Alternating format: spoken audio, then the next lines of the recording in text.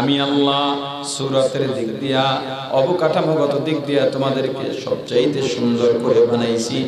এরপরেও কাইফা তাকফুরুনা বিল্লাহ, কিভাবে আল্লাহর সঙ্গে কুফরি করো। বান্দা দুনিয়াতে পাঠায়া যা যা দরকার, একটু পানির দরকার, আমি আল্লাহ নদী সাগর ভর্তি পানি দেয়া দিছি। তোমার একটু অক্সিজেনের দরকার, আমি আল্লাহ আসমান জমিনের মাঝখানের জায়গাটা অক্সিজেন দিয়া ভরে দিছি। বান্দা তোমার যেখানে যা লাগে আমি আল্লাহ দিলাম। কিন্তু দুনিয়ার মায়া যৌবনের তাড়নায় পড়ে তুমি আমি আল্লাহকেই ভুলে গেলা। আল্লাহ কিয়ামতের ময়দানে কয়েকটা রূপ ধারণ করবেন। রহমান রূপ ধারণ করবেন, গাফফার রূপ ধারণ করবেন, সাত্তার রূপ ধারণ করবেন, আবার কহ্হার রূপ ধারণ করবেন। আল্লাহ যখন কঠোর রূপ ধারণ করবেন তখন সাধারণ গুনাহ যারা করছি তাদেরও আর রক্ষা নাই। লিমানিল মুলকুল ইয়াউম,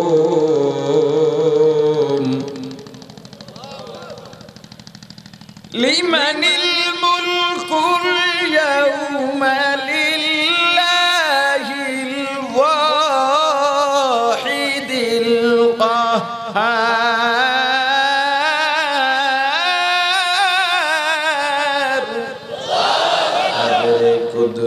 রত্তুদারি বরকামাল আনতা রব্বি আনতা হাসবি জুল জালাল। ক্ষমতা কার? আওয়াজ দিয়া বলেন। দুনিয়ায় যারা অত্যাচার করো, দুনিয়ায় যারা মানুষকে ঠকাও, দাপট দেখাও, কিয়ামতের ময়দানে আল্লাহ রাব্বুল আলামিন পাহাড়িয়া সাফাতের নামের সাইনবোর্ড টানাইয়া দুনিয়ার মাস্তানদের ডাক দিবে না, এ দুনিয়ার মাস্তান, দুনিয়ার মধ্যে বলছো আমি রোজা রাখবো না, কে রাখাবে? আমি নামাজ পড়বো না, কে রাখাবে? আমি হুজুরের ওয়াজ করতে দেব না, কে দেওয়াবে? আমি মাহফিলের অনুমোদন দেব না, কে দেওয়াবে? আমি এটা করবো না, কে করাবে? আমি এটা করব, কে ফিরাবে? আজকে পারলে বল লিমানিল মুলকুল ইয়াউম, আজকের দিনের মালিক কে আমাকে বল। আল্লাহ জবাব দিয়া বলবেন লিল্লাহিল ওয়াহিদিল কাহ্হার, কাহ্হারের জন্য আজকের ক্ষমতা। ওরে মুসলমান, চাপাবাজি চলবে না। দুনিয়ায় চাপার জোরে তুমি সত্যকে মিথ্যা বানাইছো, মিথ্যাকে সত্য বানাইছো। কিয়ামতের ময়দানে চাপাবাজি চলবে না। চাপাবাজি করতে যাইবা, আল্লাহ চাপাটা বন্ধ করে দেবেন। اليوم نختم على أفواههم وتكلمنا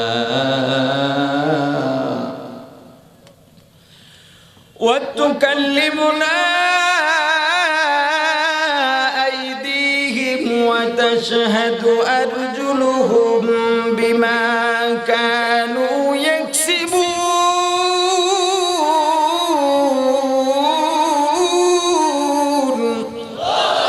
আল্লাহ তোমার জবান বন্ধ করে দিবেন, হাত কথা বলবে, পা সাক্ষ্য দিবে, অঙ্গ প্রত্যঙ্গ সাক্ষ্য দিবে।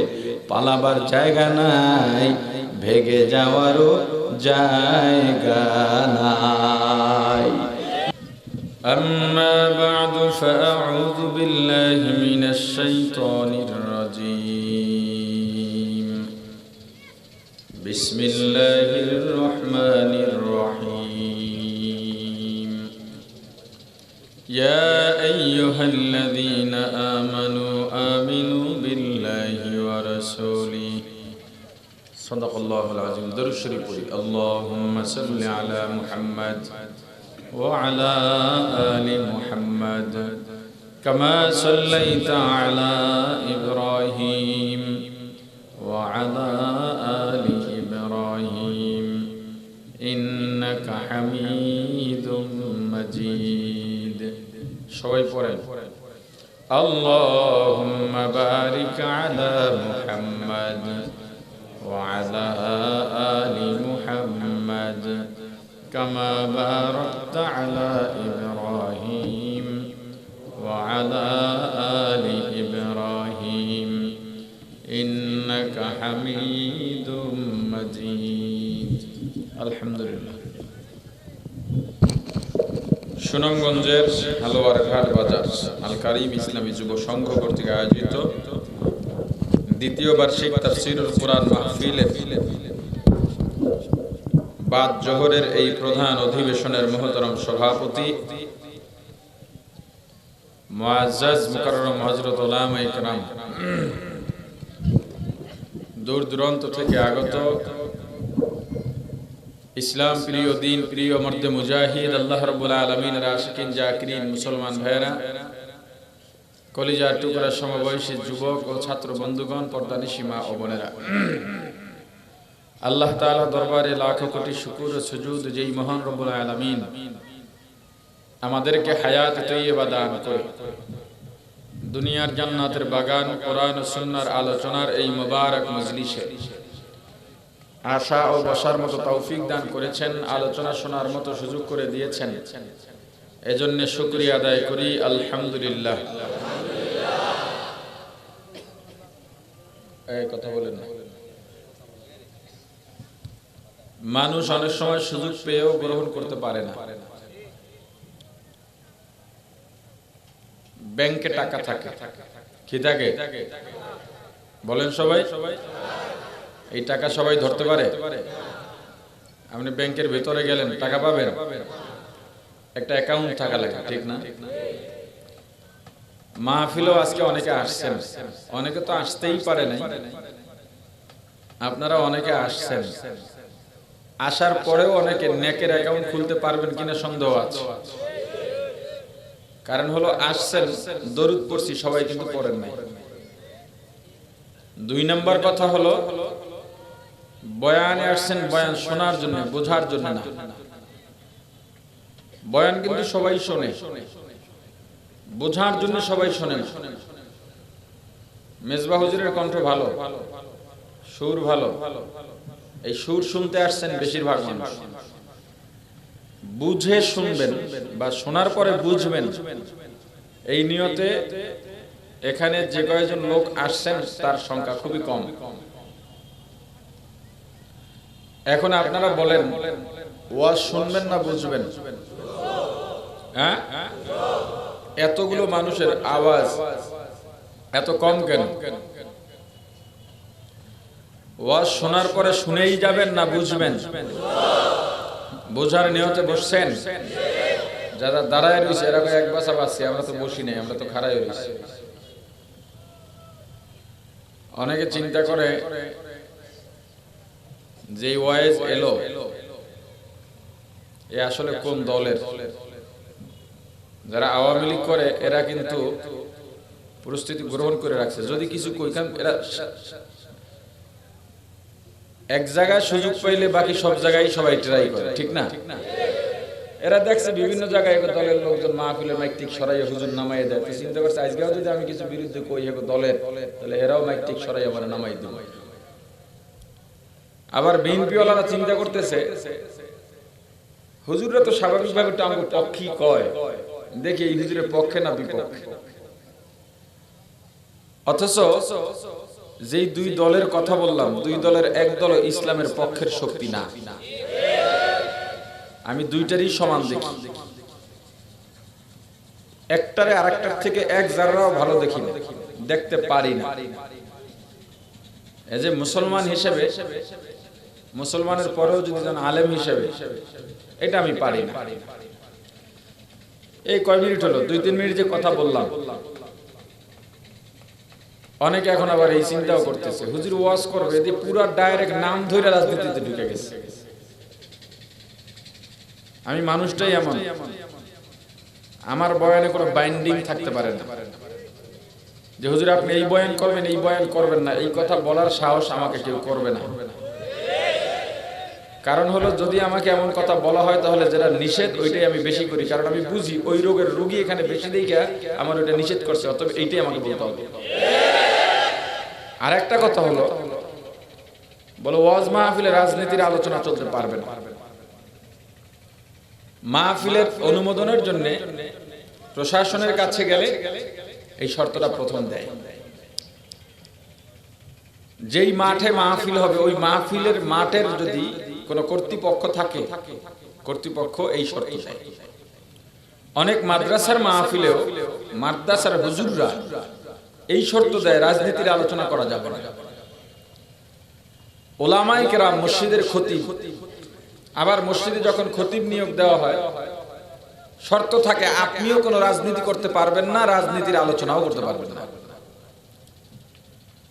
এই পরিস্থিতি এবং পরিবেশটা বাংলাদেশে হওয়ার কারণে আপনাদের ইউনিয়ন, আপনাদের উপজেলা, আপনাদের নির্বাচনী আসন, আপনাদের পৌরসভা, আপনাদের ওয়ার্ড, এগুলোতে বারবার চোর ডাকাতরা নির্বাচিত হচ্ছে।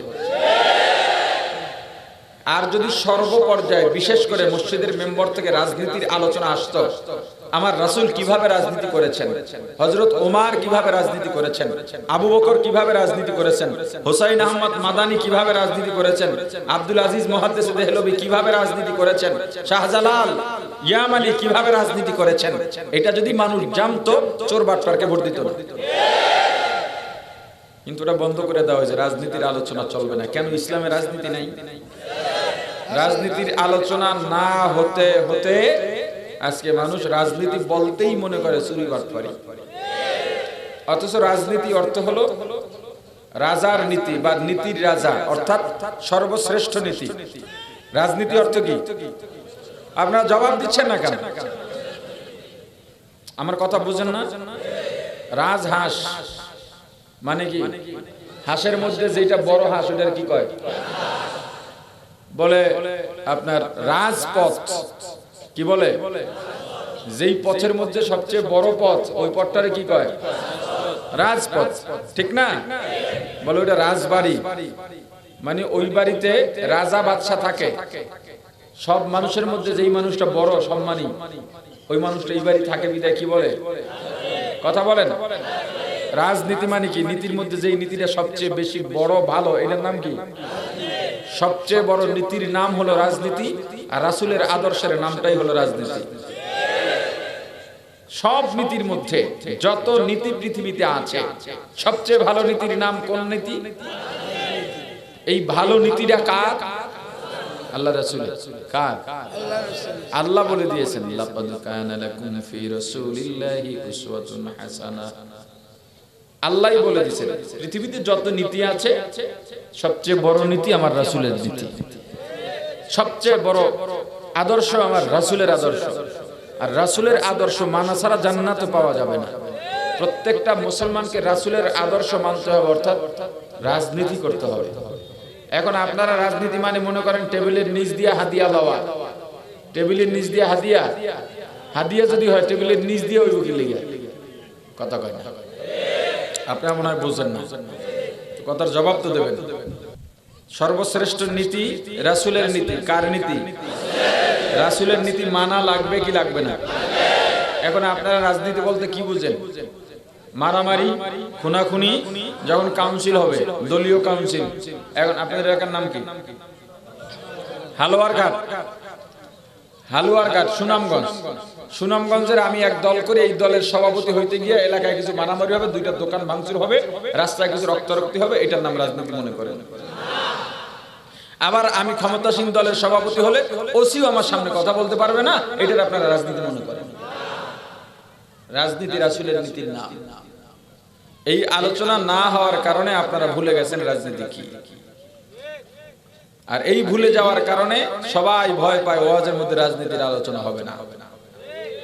আপনারা আমাকে আনছেন, আমি জোর করে আসি নাই। আমাকে যেখানে বসাইছেন এই আসনটা ডাক্তারের আসন, শিক্ষকের আসন। আপনারা যেখানে বসে গেছেন এটা হলো রোগী এবং শিক্ষার্থী, ছাত্রের আসন। ডাক্তার রোগীকে ওই ঔষধি দেবে যেই রোগ আছে সেই রোগের। এখন এই চেয়ার যেই ডাক্তার, এই ডাক্তার হলো রুহের ডাক্তার, এই শিক্ষক হলো দ্বীনের শিক্ষক। অতএব আমি আপনাকে কথা বলবো, আপনার ঈমান বাঁচাতে যা যা বলা দরকার আমি সবই বলবো। আপনি একটা ভোট দিয়ে আপনার ঈমান হারাইতে পারেন, অতএব আপনি ভোট দিয়ে যাতে ঈমান না হারান সে কথা আমাকে এখান থেকে বলতে হবে। কিন্তু আমি যদি ভোটের কথা বলি, আপনি বলবেন হুজুর ওই চ্যাপ্টার বাদ দেন, ওটা রাজনীতির বিষয়, আপনি আরেকটা বলেন। কেন? ভোট দিয়া ঈমান হারাইলে জাহান্নামে যাওয়া লাগে না? কিয়ামতের ময়দানে আপনার মতো বড় বড় হাজী সাহেব আল্লাহ ডাইকে কবেন এদিকে জাহান্নামে যা, তোর পথ জান্নাত না, এদিকে যাই, বাম দিকে, ডাইন দিকে না, কোন দিকে? বাম দিকে। হাজী বলবে আল্লাহ কেন? কয় চাল চুরি করছো, গম চুরি করছো, এই জন্য। হাজী কইবে আল্লাহ জীবনে তো এই রেকর্ড নাই, প্রতি বছর বাইতুল্লাহ ইতিকাফ করেছি, কোন বছর হজ বাকি নাই, রমজান মাস নববীতে কাটাইছি, দান সদকা এত করা করছে, এলাকার মানুষ দানবীর খেতাব দিয়েছিল। নামাজ বাদ দিই নাই, ইশরাক আওয়াবিন বাদ দিই নাই, তেলাওয়াত বাদ দিই নাই, জিকির বাদ দিই নাই, একদিনও তাহাজ্জুদ কামাই যায় নাই। আল্লাহ চুরি কেন করব, আমাদের সম্পদ তো আপনি দিয়েছিলেন, চুরির প্রয়োজন ছিল না। আল্লাহ বলবেন নির্বাচনের সময় ভোট দিয়েছিলে কাকে? যারে তুমি ভোট দিছো ওই লোক তোমার ভোটের সমর্থন পায়া চেয়ারম্যান মেম্বার হইয়া গেনা গরিবের চাল ডাল গম মাইরা খাইছে, ত্রাণের টিন মাইরা খাইছে, বিধবা নারীদের শাড়ি খাইয়া লাইছে, পাবলিক টয়লেট খাইয়া লাইছে, রাস্তা খাইয়া লাইছে, কিচ্ছু বাকি রাখে নাই। তুমি ভোট দিয়ে তার এই খাওয়ার সমর্থন দিছো, সুযোগ দিছো, ওইটার একটা ভাগ তোমার মাথায় আছে। আফসোস করবা আর বলবা আহ একটা মাত্র ভোটই তো দিছিলাম, খাওয়ানোর ভাগও পাইলাম না, নেওয়ানোর ভাগও পাইলাম না, উল্টা জাহান্নামে জ্বললাম। এবার বলেন এই ভোটের আলোচনা যদি ভোট দিয়ে এমন ঈমান যায়, এই আলোচনা করা দরকার আছে না নাই? এখন আপনি যদি বলেন হুজুর এই আলোচনা করতে পারবেন না, কেউ যদি এই আলোচনা না করে, আপনার এলাকায় দুইটা বাটপার দাঁড়াইছে, দুইটাই চোর, দুইটাই ডাকাত, এখন কোন ভোট দিলে দুইটির একটা দিতেই ভোট না, আর একটা ইমামদার দাঁড় করাই দেবেন। মসজিদের ইমাম সাহেব বলবেন হুজুর আপনি দাঁড়াবেন, আপনার নমিনেশন পেপার জমা দিব আমরা, টাকা দিব আমরা, নির্বাচনের টাকা দিব আমরা, যা লাগে সব আমরা দিব, আপনি চেয়ারম্যান হইবেন। আমাদের বিশ্বাস আমাদের মসজিদের ইমাম রাস্তার উন্নয়ন করতে পারুক চাই না পারুক, গরিবের একটা গমও মারবে না। সাহস হয়? মিছা কথা, সাহস তো হয়ই না। চিন্তা করেন ইমাম সাহেব এই মেম্বার হইলে কেমনে চালাই, মনে করেন ইমামের এই যোগ্যতা নাই। যারা বলে হুজুরদের এই যোগ্যতা নাই, হুজুর চেয়ারম্যান হয়ে কি করবো, তারা শোনো, পৃথিবীতে যতটা সোনালী যুগ রচিত হয়েছে, বাঘ আর হরিণ শত্রুতা ভুলে এক ঘাটে পানি খেয়েছে, সুন্দরী যুবতী নারী আমাবস্যার অন্ধকার রাতে একা হেঁটেছে, ইজ্জত হারাবার ভয় করে নাই। ওই শাসন আমল ছিল টুপিওয়ালার শাসন আমল। এতক্ষণ যে কথা বলছি আপনার ঈমান যাওয়ার কথা বলছি, ঈমান রক্ষার কথা বলছি, কেমনে যায় আর কেমনে থাকে। আমি আলোচনাটাও সংক্ষেপ করব, ঈমানের আলোচনা। আল্লাহ বলেন ইয়া আইয়ুহাল্লাযীনা আমানু আমিনু, হে ঈমানদারেরা ঈমান আনো। এটা একটা গুরুত্বপূর্ণ কথা, ভালো করে বুঝবেন। যেই লোক নামাজ পড়ার জন্য ওযু করে ওই লোককে নামাজের নির্দেশ দেওয়ার কোনো মানে নেই, কারণ সে ওযুই তো করতেছে নামাজের জন্য। যেই লোক রোজা রাখার জন্য সাহারি খেতে উঠলো ওই লোককে রোজার নির্দেশ দেওয়ার কোনো মানে হয় না। তাহলে আমি বলতেছি আমি ঈমানদার, আমি মুমিন, আল্লাহ আমি ঈমানদারকে বলতেছেন ঈমান আনো। আসলে কারণ কি? আল্লাহ কোরআনুল কারীমের আরো বিভিন্ন জায়গায় এভাবে ঈমানদারদের ডেকে ডেকে এক একটা নির্দেশ দিয়েছেন। আল্লাহ এক জায়গায় বলেন ইয়া আইয়ুহাল্লাযীনা আমানু দুখুলু ফিস-সিলমি কাফা ওয়া লা তাত্তাবিউ খুতুওয়াতিশ শাইতান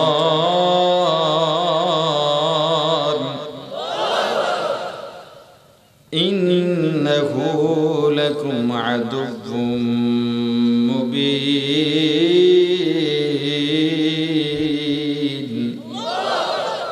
হে ঈমানদারেরা উদখুলু ফিস-সিলমি কাফা, ইসলামের মধ্যে পরিপূর্ণ প্রবেশ করো। ঈমানদার তো এমনিই ইসলামের মধ্যে থাকার কথা, ঠিক না? আবার আলাদাভাবে কেন বলেন? আল্লাহ আরেক জায়গায় বলেন ইয়া আইয়ুহাল্লাযীনা আমানুত্তাকুল্লাহ,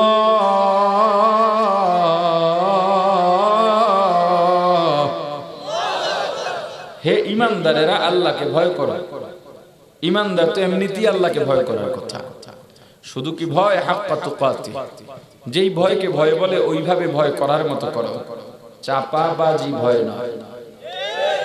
তুমি বললা আমি পুলিশ ভয় পাই, শিক্ষক ভয় পাই, মা বাবাকে ভয় পাই, কিন্তু তাদের সামনে অন্যায়ও করতেছো। এই যে বললা ভয় পাই আর তোমার কাজ মিল আছে? এমন ভয় নয়। যেই ভয়কে ভয় বলে, যেমন চিড়িয়াখানায় বাঘের খাঁচার কাছে দাঁড়াই না দূরে দাঁড়াই, কেন? আমি জানি খাঁচা ভেঙে বাঘ আমাকে আক্রমণ করতে পারবে না, এরপর দূরে দাঁড়াইছি কেন? কিসের জন্য? এমনি যদি উল্টা পাল্টা উত্তর দেন তাহলে তো ওয়াজ হইব। সাপের খাঁচার কাছে দাঁড়াই না দূরে? কেন? অথচ জানি কাছে দাঁড়াইলেও সাপ আমাকে কামড় দিতে পারবে না। এটার নাম ভয়। আরো একটা ভয়, পুকুর সেচ করলেন মাছ ধরার জন্য। আপনাদের অঞ্চলে কি বলে? পুকুর সেচ করা বুঝেন তো? আপনাদের অঞ্চলে কি কয়? ইচা। কি করে? ইচা মানে পুকুর সেচ করে ফেলাইছে, এটার আপনারা কি বলবেন? পুকুর সেচা। আচ্ছা, ইচ্ছা লাইছে, এটাই না কইবেন? ওটাই তো শুনতে চাইছি। ইচ্ছা লাইছে মাছ ধরার জন্য। কিসের জন্য? মাছ ধরার জন্য পুকুর ইচ্ছা লাইছে। এখন একজন ইমাম সাহেব আপনার পুকুরের পাড়ে গিয়া বলল, ভাই এই যে একটা গর্ত দেখো পুকুরে, এটার মধ্যে একটা বড় শোল মাছ ঢুকছে। শোল মাছ চিনেন না? শোল মাছ ঢুকছে। আর একজন চোর আইয়া খারাইছে, আইয়া কয়, ভাই আমি দেখছি একটা বিষাক্ত সাপও ঢুকছে, আপনি গর্তে হাত দেবেন? সাপের কথা যে বলছে ও চোর, মিথ্যাবাদী। মাছের কথা যে বলছে সে দরবেশ, ইমাম সাহেব, সত্যবাদী। আপনি কারটা বিশ্বাস করবেন? তাহলে তো হাত দেবেন। তাহলে তো হাত দেবেন। ও, আপনার তো বড় বীর মুজাহিদ দেখা যায়। আমি তো দিতাম না। না বুঝেই খালি হা হু পাওয়া শুরু করছে। হাসতেছেন কেন? এতে তো বয়ানের হৃদম হারিয়ে যায়। যারা যারা বলছেন হাত দেবেন, কারা কারা একটা হাত উঠেন? ও না, হাত উঠেন। ওই বুড়ো একটা পাওয়া গেছে, বুঝুক আর না বুঝুক হাত একটা উঠেছে। একজন চোর বলল গর্তের মধ্যে কি আছে, আর ইমাম সাহেব কি বলল? মাছ। আপনি একটাও দেখেন নাই। এবার দুইজনের কথা শুই না, কারটা আমল করবেন? চোর তো মিথ্যা কথা বলে। কোন বয়? এটাই তো শুনতে চাইছি। চোরের কথা বিশ্বাস করে হাত দেবেন না, বিষয়টা এমন নয়। বিষয়টা হলো সাপের কথা যেহেতু শুনছি, এই ভয়ে আমি কি করব না? হাত দেব না। অথচ আমি সাপ দেখি নাই, এটার নাম ভয়। আপনি সাপ দেখলেন না, একটা মিথ্যাবাদীর কথায় হাত দেওয়া থেকে বিরত থাকলেন, অথচ কোরআন সুন্নাহ ধরে ধরে ওলামায়ে কেরাম, পীর মাশায়েখ এত বলেন কবরে সাপ আছে, জাহান্নামে সাপ আছে, আগুন আছে, আযাব আছে, শাস্তি আছে, এরপরে কেন ভয় নাই? ইয়া আইয়ুহাল্লাযীনা আমানুত্তাকুল্লাহা হাক্কা তুকাতিহি। আল্লাহর বলেন, ইয়া আইয়ুহাল্লাযীনা আমানু লা তামুতুন্না ইল্লা ওয়া আনতুম মুসলিমুন। মুসলমানি বুয়াদ গর্দান নেহাদার, ইনানে খুদ বদস্তে খাজাদাদান। হে ইমানদারেরা, মুসলমান না হয়ে মরো না। মুসলমান তো ইমানদার তো এমনি মুসলমান হয়ে মরার কথা। আল্লাহ ইমানদারদের ডেকে ডেকে কেন বারবার এক এক নির্দেশ দিলেন? বোঝা গেল এতক্ষণ আল্লাহ যেই ইমানদারদের ডেকেছেন, ওই ইমানদারদের ঈমানের মাঝে কিছু ভেজাল আছে। ইয়া আইয়ুহাল্লাযীনা আমানু আমিনু, হে ঈমানদাররা ঈমান আনো। এবার জানা দরকার, বোঝা দরকার আল্লাহ কোন ঈমানদারদের ডেকেছেন, কেমন ঈমান আনতে বলেছেন। কোন ঈমানদারদের আল্লাহ ডেকেছেন, কেমন ঈমান আনতে বলেছেন। ঈমান অর্থ বিশ্বাস, ঈমান অর্থ আওয়াজ দিয়ে বলেন, ঈমান অর্থ বিশ্বাসের নাম ঈমান। কেমন বিশ্বাস? যেই বিশ্বাসে কোনো খাত থাকতে পারবে না, যেই বিশ্বাসের মধ্যে কোনো সন্দেহ থাকতে পারবে না। সন্তানের বয়স 1 বছর, 1.5 বছর, 2 বছর, বাবা সন্তানকে কোলে নিয়ে উপরে ছুঁড়ে মারে আবার ধরে, এমন কোন বাবা নাই সন্তানকে নিয়ে এই কামটা করে নাই। বলেন, সন্তানকে যখন উপরে ছুঁড়ে মারে সন্তান হাসে না কাঁদে? কারণ কি? কারণ কি? বিশ্বাস। সন্তানের বিশ্বাস আছে, বাবা পড়ে যাবে, পা ভাঙবে, হাত ভাঙবে, তবু আমাকে ছাড়বে না। এজন্য সন্তান, আপনার সামনে দুনিয়ার সমস্ত ডাক্তার, বৈজ্ঞানিক, ইঞ্জিনিয়ার, দার্শনিক, শিক্ষিতরা এক জায়গায় বসে আপনাকে যুক্তি তর্ক দিয়ে বুঝায় দিল আল্লাহ একজন নয়, আরো কয়েকজন আছে। এমন যুক্তি দিল, যুক্তি খন্ডাবার কারণ নাই, খন্ডাবার শক্তিও নাই। কিন্তু আপনার বিশ্বাস এমন থাকতে হবে, সারা দুনিয়া যদি এক জায়গায় হয়ে যায় আর যদি বলে আল্লাহ 5 জন, আল্লাহ 10 জন, ওদের যুক্তিও যদি ঠিক হয়, আমার বিশ্বাস দুনিয়া একদিকে যাবে, আল্লাহ বলেন আল্লাহু আহাদ। সবাই বলেন আল্লাহু আহাদ। আল্লাহুস সামাদ, লাম ইয়ালিদ ওয়া লাম ইউলাদ ওয়া লাম ইয়াকুল লাহু কুফুয়ান আহাদ। লা জিদ্দা ওয়ালা নিদ্দা ওয়ালা হাদ্দা লিমাওলাহা, লা জিদ্দা ওয়ালা নিদ্দা ওয়ালা হাদ্দা লিমাওলাহা। আল-আনা কামা কানা ওয়া লাম ইয়ালকা যাওয়ালাহা, আল-আনা কামা কানা ওয়া লাম يلقى زوالها. لا جد ولا جدة لا عم وقالا، لا هيئ لا سورة لا شبه لمولاها، لا هيئ لا سورة لا شبه لمولاها। আল্লাহ কয়জন? আওয়াজ দিয়া বলেন আল্লাহ কয়জন? আল্লাহু আহাদ। এই বিশ্বাসের নাম, আওয়াজ দিয়া বলেন এই বিশ্বাসের নাম আল্লাহুস সামাদ। আল্লাহ বেনিয়াজ, আল্লাহ বেপরোয়া, আল্লাহ দুনিয়ার কারো কাছে মুখাপেক্ষী নন, আল্লাহ কারো কাছে ঠেকা নন। দুনিয়ার সবাই কার কাছে ঠেকা? আওয়াজ দিয়া বলেন কার কাছে ঠেকা? এই বিশ্বাসের নাম।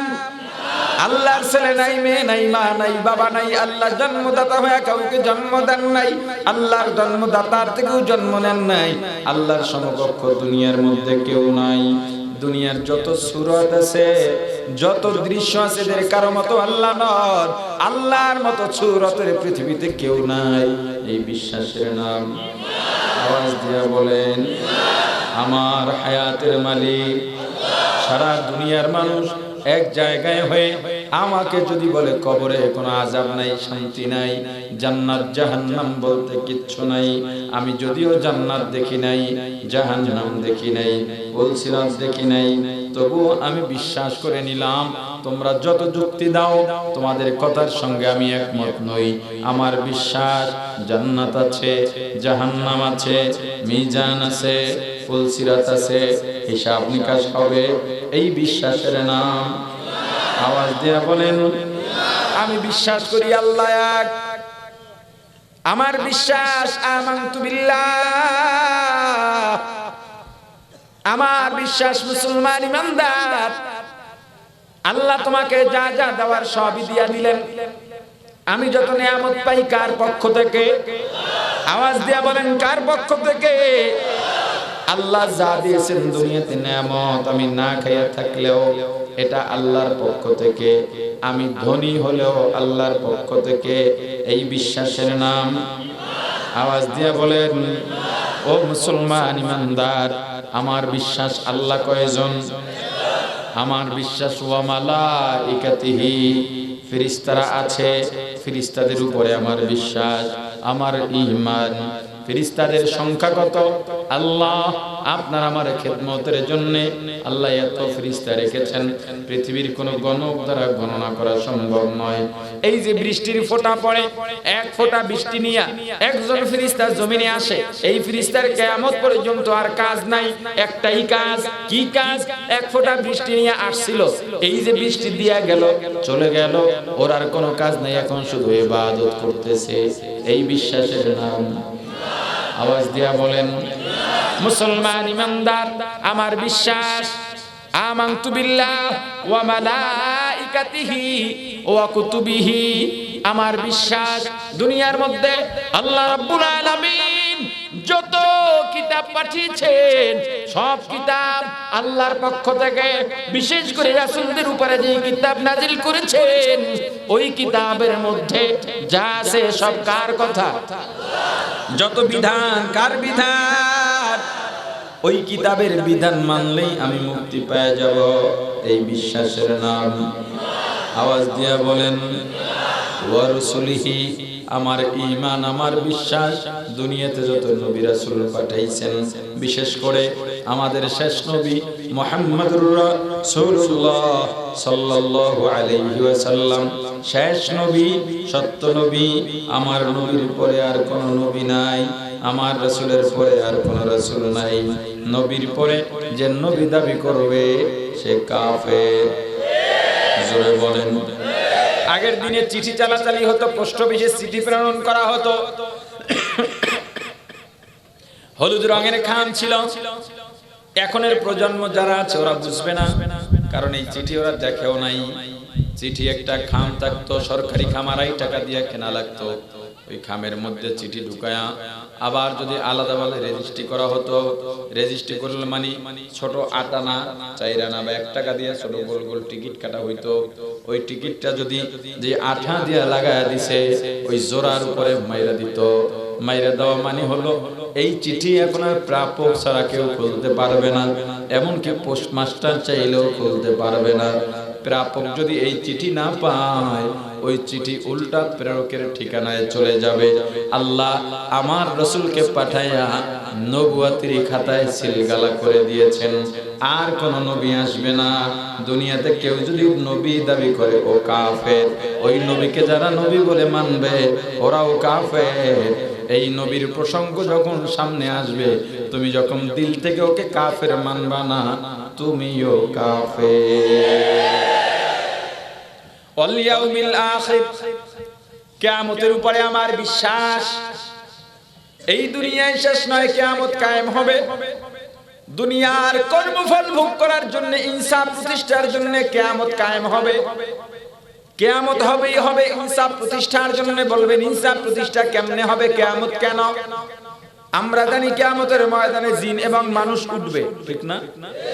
আসলে শুধু জিন মানুষ নয়, পৃথিবীতে যত প্রাণী আছে, যেই প্রাণী অধিকার খাটাইতে পারে, যেই প্রাণী অত্যাচার করতে পারে, আর একজনকে আঘাত করতে পারে, এক জায়গা থেকে অন্য জায়গায় যেতে পারে, এমন যত প্রাণী আছে কিয়ামতের ময়দানে এমন সব প্রাণী উঠবে। যেমন ধরেন কুকুর, আল্লাহ শ্রেষ্ঠ ইনসাফগার। ইনসাফ প্রতিষ্ঠা হবে না, এটা আল্লাহর ইজ্জতের সাথে, আজমতের সাথে, শানের সাথে যায় না, আল্লাহর নামের সাথে যায় না। কুকুর, দুনিয়ার মধ্যে শক্তিশালী কুকুরটার খাসলত হলো দুর্বল কুকুর যদি সামনে পায়, দুর্বল কুকুরের কোনো দোষ নাই, এরপরে 2 মাইল দূরে হইল একটা কামড় দেয়। আপনাদের যুক্তিতে কি বলে? এই যে দুর্বল কুকুরটা একটা কামড় খাইলো, ওকে বিচার পাইব না? ওর কি বিচারের দরকার নাই? তাই আমাদের ময়দানে এই কুকুরগুলো উঠবে। দুর্বল কুকুর আল্লাহর দরবারে নালিশ করবে, আল্লাহ ওই কুকুরটারে তুমি শক্তি দিয়েছিলা, আমি কোনো অন্যায় করি নাই, দোষ করি নাই, আমাকে আইসা 2টা কামড় দিছে, আমি আর কিছু বলতে পারি নাই, ভয় আর মরার আগ পর্যন্ত সামনেও যাই নাই। আল্লাহ বলবেন কামড় দিছে কয়টা? 2টা। আল্লাহ দুর্বলটার ওদিন শক্তিশালী বানায় দিবেন, আর দুনিয়ার শক্তিশালীটারে ওদিন দুর্বল বানায় দিবেন। আল্লাহ বলবেন এবার গিয়ে তুইও 2টা কামড় দে। 2টা কামড় দেওয়ার পরে শোধবোধ হয়ে গেল, এরপরে কুকুরগুলো মাটির সঙ্গে মিশে যাবে। কিন্তু মানুষের হিসাব ভিন্ন। দুনিয়াতে একটা মানুষ 5টা খুন করছে, কয়টা? একটা খুনের বদলা, একটা খুনের বিচার আমাকে খুন করেই হতে পারে, আমাকে ফাঁসি দিয়েই হতে পারে। 5টা খুনের বদলেও একটা ফাঁসি, 5টা খুনের বদলে দরকার ছিল 5টা ফাঁসি, কিন্তু আমাকে কয়বার ফাঁসি দেওয়া যাবে? তাহলে বাকি সাইডের হিসাব হবে না? বিচার দরকার নাই। ওই বিচারের জন্য কিয়ামত, ওই বিচারের জন্য কি কিয়ামত। তুমি আমার 20 টাকা মাইরা খাইছো আর দাও নাই, আল্লাহ এটা চান না আমি আর বিচার পাবো না। না না, দুনিয়াতে যারা অত্যাচার করো, পরের হক নষ্ট করো, চুরি করো, ডাকাতি করো, সুদ খাও, ঘুষ খাও, টেবিলের নিচ দিয়ে হাদিয়া নাও, সাবধান সাবধান। গরিবের হক নষ্ট করো, এই জনপ্রতিনিধি, তোমাদের উপরে কিন্তু তোমরা পুলসিরাতের উপরে দাঁড়ায় আছো, সাবধান সাবধান। হে রাজনীতিবিদেরা, তোমার দল ক্ষমতায় গেলে তুমি বেপরোয়া হয়ে যাও। তুমি এখন সামান্য রাস্তা ঝাড়ুর কাজ করো, এখন ঝাড়ু দিয়া তোমার দলের নামের শেষ দুই অক্ষর তোমার ঝাড়ুর পিছনে লাগাইয়া তুমিও ওই দল করো। এবার তুমি ঝাড়ুর মানুষ হইয়াও এলাকার সম্মানী মানুষটার সামনে বুক টান করে দাঁড়াইয়া ধমক দাও, সাবধান সাবধান, কিয়ামতের ময়দান কায়েম হবে। কিয়ামতের ময়দানে আল্লাহ রাব্বুল আলামিন কাহ্হারিয়া সিফাতের নামের সাইনবোর্ড টানায়া আল্লাহ কিয়ামতের ময়দানে কয়েকটা রূপ ধারণ করবেন। রহমান রূপ ধারণ করবেন, গাফফার রূপ ধারণ করবেন, সাত্তার রূপ ধারণ করবেন, আবার কাহ্হার রূপ ধারণ করবেন। আল্লাহ যখন কঠোর রূপ ধারণ করবেন তখন সাধারণ গুনাহ যারা করছি তাদেরও আর রক্ষা নাই। লিমানিল মুলকুল ইয়াউম,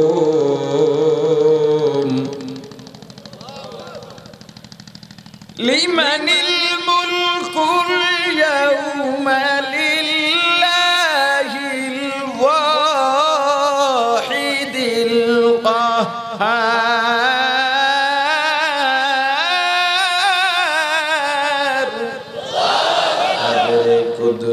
রত্তুদারি বরকামাল আনতা রব্বি আনতা হাসবি জুল জালাল। ক্ষমতা কার? আওয়াজ দিয়া বলেন। দুনিয়ায় যারা অত্যাচার করো, দুনিয়ায় যারা মানুষকে ঠকাও, দাপট দেখাও, কিয়ামতের ময়দানে আল্লাহ রাব্বুল আলামিন কাহ্হারিয়া সিফাতের নামের সাইনবোর্ড টানাইয়া দুনিয়ার মাস্তানদের ডাক দিবে না, এ দুনিয়ার মাস্তানা, দুনিয়ার মধ্যে বলছো আমি রোজা রাখবো না, কে রাখাবে? আমি নামাজ পড়বো না, কে রাখাবে? আমি হুজুরের ওয়াজ করতে দেব না, কে দেওয়াবে? আমি মাহফিলের অনুমোদন দেব না, কে দেওয়াবে? আমি এটা করব না, কে করাবে? আমি এটা করব, কে ফিরাবে? আজকে পারলে বল লিমানিল মুলকুল ইয়াউম, আজকের দিনের মালিক কে আমাকে বল। আল্লাহ জবাব দিয়া বলবেন লিল্লাহিল ওয়াহিদিল কাহ্হার, কাহ্হারের জন্য আজকের ক্ষমতা। ওরে মুসলমান, চাপাবাজি চলবে না।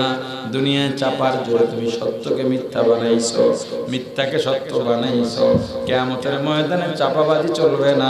চাপাবাজি করতে যাইবা, আল্লাহ চাপাটা বন্ধ করে দেবেন। اليوم نختم على أفواههم وتكلمنا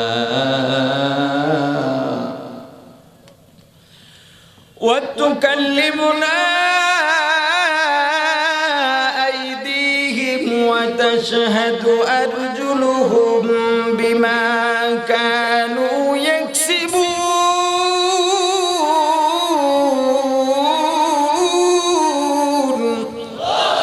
আল্লাহ তোমার জবান বন্ধ করে দিবেন, হাত কথা বলবে, পা সাক্ষ্য দিবে, অঙ্গ প্রত্যঙ্গ সাক্ষ্য দিবে। পালাবার জায়গা নাই, ভেগে যাওয়ারও জায়গা নাই। মুসলমান ইমানদার সাবধান। আজকে যারা দাপুর দেখাও কিয়ামতের ময়দানে, আজকে যারা অন্যায় করো কিয়ামতের ময়দানে তোমাদের বিচার হবে। তুমি যদি বিশ্বাস না করো তবে তুমি বেঈমান, আর যদি বিশ্বাস করো তুমি ঈমানদার, তুমি মুমিন। কিয়ামতের উপরে বিশ্বাস করা, এই বিশ্বাসের নাম, আওয়াজ দিয়া বলেন, ওয়াল কদরি খাইরিহি ওয়া শাররিহি মিনাল্লাহি তাআলা। আমার ভালো আর মন্দ তকদির আল্লাহর পক্ষ থেকে যা হয় তার উপরে ঈমান। আমি সুখে আছি, এটা আল্লাহর পক্ষ থেকে। আমি দুঃখে আছি, এটা আল্লাহর পক্ষ থেকে। আমি 3 দিন খাবার পাই না, এটা আল্লাহর পক্ষ থেকে। আমার সম্পদের অভাব নাই, এটাও আল্লাহর পক্ষ থেকে। আমার রোগ মরে যাই না, এটাও আল্লাহর পক্ষ থেকে। আমার রোগ হয় না, এটাও আল্লাহর পক্ষ থেকে। ভালো মন্দ আমি ঘরবাড়ি করতে পারি না, সামর্থ্য নাই, এটাও আল্লাহর পক্ষ থেকে। আমার ভালো আর মন্দ যা যা আছে আল্লাহর পক্ষ থেকে হয়। এই তাকদীরকে বিশ্বাস করার নাম। ওয়াল বাতি বাদাল মাউত, এই মরাটাই শেষ নয়। দুনিয়ার জীবনে চিরজীবন থাকতে পারবো না, এটা সবাই বিশ্বাস করে, কিন্তু নিজেরটা নিজে মাইনা নেয় না। মনে করে আমি এত সকালে মরবো, এটা কেমনে হয়? আমার মরার দিন বহুত বাকি আছে। বুঝলাম তুমি যেমনি মনে করো, তবে মরা যে লাগবে এটা সত্য। মরার পর আবার তোমার জীবিত হওয়া লাগবে, এটার উপরে তোমার ঈমান আনতে হবে। মুসলমান ইমানদার, মরার পরে পুনরায় জীবিত হওয়া লাগবে, এর উপরে ঈমান আনা। ও মুসলমান ইমানদার, এই দুনিয়া শেষ নয়। আল্লাহ বলেন কাইফা তাকফুরুনা বিল্লাহ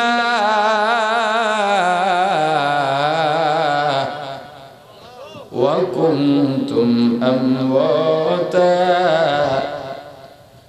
ফাআহইয়াকুম সুম্মা ইউমীতুকুম সুম্মা ইউহয়িকুম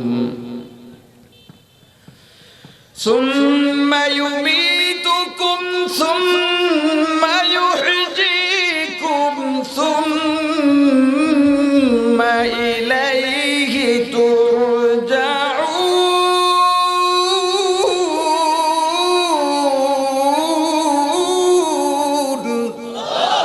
কাইফা তাকফুরুনা বিল্লাহ, জগতের মানুষ তোমরা কিভাবে আল্লাহর সঙ্গে কুফরি করো। অথচ কুনতুম আমওয়াতা, তোমরা মৃত ছিলে, তোমাদের কোনো নাম নিশানা ছিল না। ফাআহইয়াকুম, তোমার আমি আল্লাহ তোমাদের জীবন দিলাম। কেমন জীবন? এমন সুন্দর একটা রূপ দিলাম, অস্তিত্ব ছিল না, অস্তিত্বহীন থেকে আমি আল্লাহ সুন্দর অস্তিত্ব দান করলাম। আল্লাহ চারটা কসম করে বলেন লাকাদ খালাকনাল ইনসানা ফি আহসানি তাকওয়িম। আমি আল্লাহ সূরাতের দিক দিয়া, অবকাঠামোগত দিক দিয়া তোমাদেরকে সবচাইতে সুন্দর করে বানাইছি। এরপরেও কাইফা তাকফুরুনা বিল্লাহ, কিভাবে আল্লাহর সঙ্গে কুফরি করো। বান্দা দুনিয়াতে পাঠায়া যা যা দরকার, একটু পানির দরকার, আমি আল্লাহ নদী সাগর ভর্তি পানি দেয়া দিছি। তোমার একটু অক্সিজেনের দরকার, আমি আল্লাহ আসমান জমিনের মাঝখানের জায়গাটা অক্সিজেন দিয়া ভরে দিছি। বান্দা তোমার যেখানে যা লাগে আমি আল্লাহ দিলাম। কিন্তু দুনিয়ার মায়া যৌবনের তাড়নায় পড়ে তুমি আমি আল্লাহকেই ভুলে গেলা।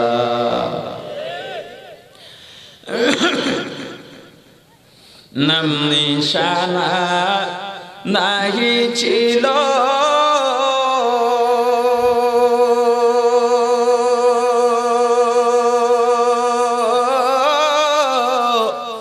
শিশু জীবন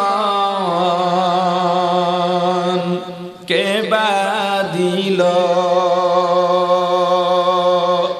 কার দয়াতে আসলি রে তুই মায়েরি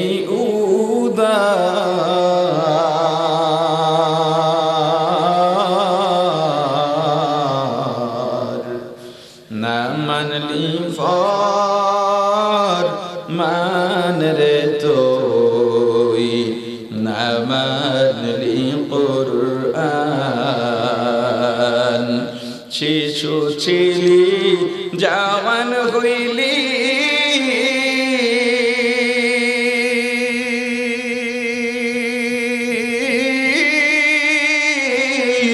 নানা ভাবে সাধ মিটাইলি। আল্লাহ রাসূল ভুলে রইলি, আসিয়া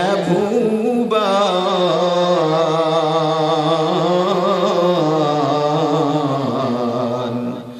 না মানলি ফরমান রে তুই, না মানলি কুরআন। যতই কর বাহাদুরি,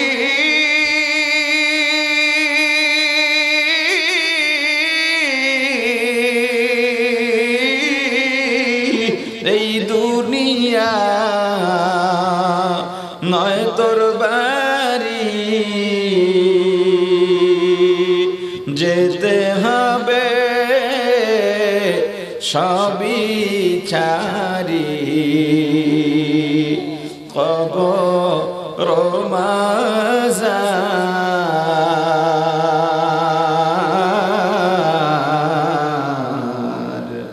না ফরমান রে তুই না মানলি কুরআন।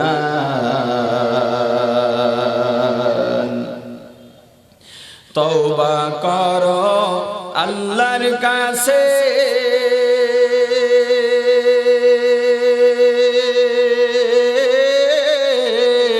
তওবার দরজা খোলা আছে, ক্ষমা করলে করতে পারেন, দয়া করলে করতে পারেন। তিনি যে রহমান,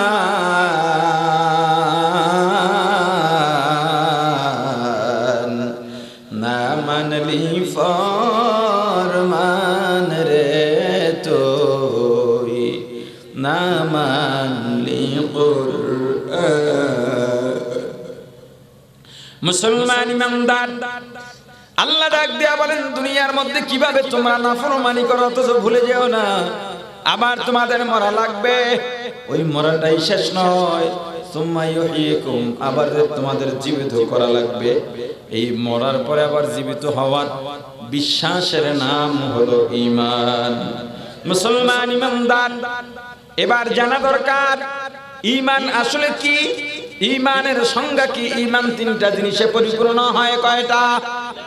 এক নম্বরে ইকরার বিল লিসান, দুই নম্বরে তাসদীক বিল জিনান, তিন নম্বরে আমাল বিল আরকান। এক নম্বরে মুখে স্বীকার করব আমি মুমিন, দুই নম্বরে মুখে যেটা বলবো অন্তরে বিশ্বাস করা লাগবে। মুখ আর অন্তর, জবান আর অন্তর এক না ভিন্ন? জোরে বলেন। অন্তরে যা থাকবে জবানে তা বলবো, জবান দিয়ে যেটা বের হবে অন্তরের সাথে মিল থাকা লাগবে। জবান আর অন্তর যদি মিল না থাকে তাকে কি বলে? জোরে বলেন। তিন নম্বরে আমাল বিল আরকান, মুখে যা বললাম অন্তরেও বিশ্বাস করলাম, এটা আমলে পরিণত করে তুমি প্রমাণ দাও তুমি মুমিন। আল্লাহ কোন ইমানদারদের ডেকেছেন এবার বুঝেন। যারা মুনাফিক মার্কা ইমানদার, যারা চাপাবাজ ইমানদার, যারা ধোঁকাবাজ ইমানদার, যারা মুখের মধ্যে বলে আল্লাহকে মানি অন্তরের মধ্যে নাই, যারা মুখে বলে আমি সত্যবাদী অন্তরের মধ্যে মিথ্যা, যারা মুখে বলে আমি আল্লাহকে চাই অন্তরের মধ্যে দুনিয়া, এই সমস্ত ধোঁকাবাজ মুনাফিক মার্কা ইমানদারদের ডেকে আল্লাহ বলেন জবানে যা আছে অন্তরেও সেটা নিজের সাথে খাটাইয়া কাজে পরিণত করার মতো মুমিন হও। আপনি ইমানদার হয়ে মরবেন নাকি বেঈমান হয়ে? জোরে বলেন। এ যুবক, কোনদিন মারা যাইবা তুমিও জানো না, আমিও জানি না। মৃত্যু কিন্তু খুব কাছে, মৃত্যু কিন্তু অতি নিকটে। মৃত্যু যখন আসবে তোমাকে জিজ্ঞেস করেও আসবে না, তোমাদের এমপি কেও জিজ্ঞেস করে আসবে না, এলাকার জনপ্রতিনিধি টাকাওয়ালাদেরও জিজ্ঞেস করে আসবে না। মৃত্যু যখন আসবে বেঈমান অবস্থায় যদি থাকো জাহান্নাম ছাড়া কোনো উপায় হবে না। আল্লাহ আমাদের মুমিন হিসাবে কবুল করেন। আরো জোরে বলেন। আল্লাহ আমাদের নিফাকির থেকে হেফাজত করেন, আল্লাহ ধোঁকাবাজির থেকে হেফাজত করেন। আল্লাহ যেন আমাদের ঈমানকে পরিশুদ্ধ বানায়া খাঁটি মুমিন বানায়া কবরে ডাক দেন। জোরে বলেন আমিন। যতটুকু আলোচনা করেছি, আলোচনায় যত ভুল আমার পক্ষ থেকে, যত ভালো আল্লাহর পক্ষ থেকে, আমার ভুলগুলো শুধরে